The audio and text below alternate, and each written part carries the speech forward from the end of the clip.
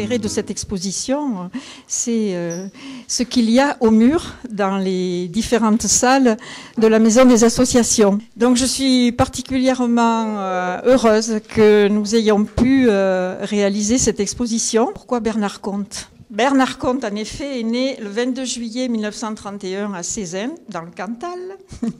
Voilà pourquoi nous l'avons accueilli. Il partage le temps de son enfance entre l'Auvergne et la région parisienne. Pour lui, l'Auvergne est synonyme de liberté, d'amour, de découverte, d'une vie parfois rude, et pleine de richesses et de nombreux bonheurs. Il effectue son service militaire en 1952 à Berlin comme décorateur de théâtre. De retour à la vie civile, il travaille comme décorateur toujours et se consacre à la peinture à mi-temps. Ses œuvres sont exposées dans les salons parisiens, sont remarquées par la presse, en particulier par Robert Vrina, qui est un critique d'art et qui fait son éloge dans Le Figaro en 1958. À cette époque, il passe une grande partie de la période estivale dans le Cantal, où il recueille au bord des rivières, près des forêts et des villages avoisinant la propriété familiale. Puis, de retour dans son atelier, ensuite, les salons vont se succéder et sa carrière commence réellement en 1961, quand il reçoit le prix de l'amateur d'art, journal célèbre à l'époque, qui permit à bon nombre d'artistes de paraître au grand jour. Cette même année, il est invité à entrer dans le groupe des artistes de Ville d'Avray, dit Atelier de Ville d'Avray, avec lequel il se manifestera tous les ans au printemps. À partir de ce moment-là, il consacre tout son temps à peindre. Ses sujets favoris, vous le verrez, voguent parmi donc les paysages d'Auvergne, mais aussi la campagne normande, et vont s'orienter alors vers la Vendée, notamment vers l'île de Noirmoutier, où il se rend fréquemment l'été pour dessiner. Ses œuvres attirent aussi l'attention de Raymond Charmet, qui les signale dans le Journal des Arts. Sa première exposition personnelle arrive à la galerie d'Atry, rue de la Boétie. L'exposition est présentée dans l'émission télévisée d'Adam Saunier. Et pour ceux qui s'en rappellent, Guy Dormand lui consacre un article élogieux dans le quotidien Libération. De nombreuses expositions ont ensuite rythmé toute sa carrière, aussi bien en France qu'à l'étranger, puisqu'on le retrouve dans des galeries à New York, à Londres. Et puis la dernière exposition particulièrement remarquée, c'était en 2012 à la galerie du Fort Napoléon à la Seine-sur-Mer. Merci à Bernard Comte, vraiment.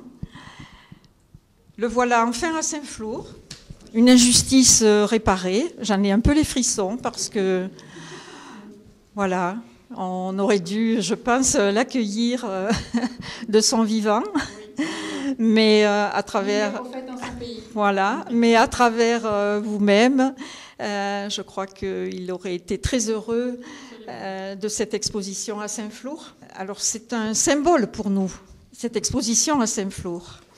Symbole parce que hier, vous savez que les deux communautés de communes, même d'autres, mais parlons de Pierrefonds-Neuve-Église, vont fusionner avec celle de Saint-Flour, Margeride. Et je pourrais dire que c'est la première manifestation culturelle qui associe les deux communautés de communes. Donc c'est un symbole fort qui rend hommage à Césaire. C'est un moment fort parce que je crois que nous allons faire de belles choses au niveau culturel et la qualité, je crois, que sera au rendez-vous.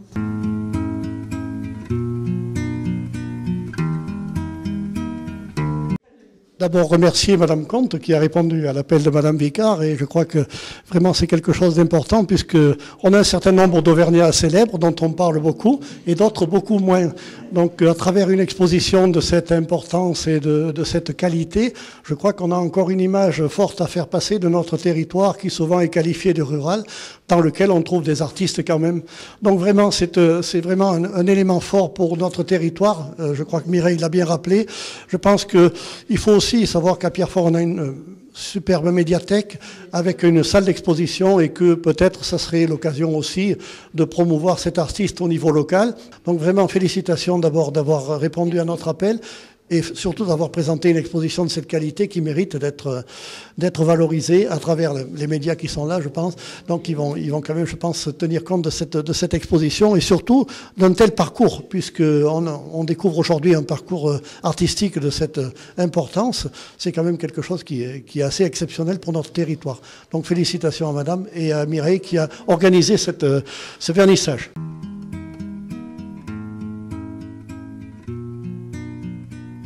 Un petit mot, oui. D'abord, si cette exposition est réussie, c'est aussi parce qu'il y a on m'a mis à la disposition de Bernard Comte des locaux qui sont dignes de sa peinture et puis qui permettent de les mettre en valeur.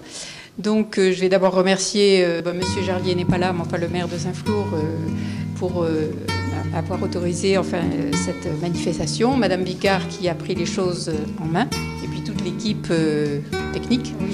Et bon, je crois. Et vous remerciez vous tous d'être là, parce qu'il y en a qui viennent de loin, je le sais.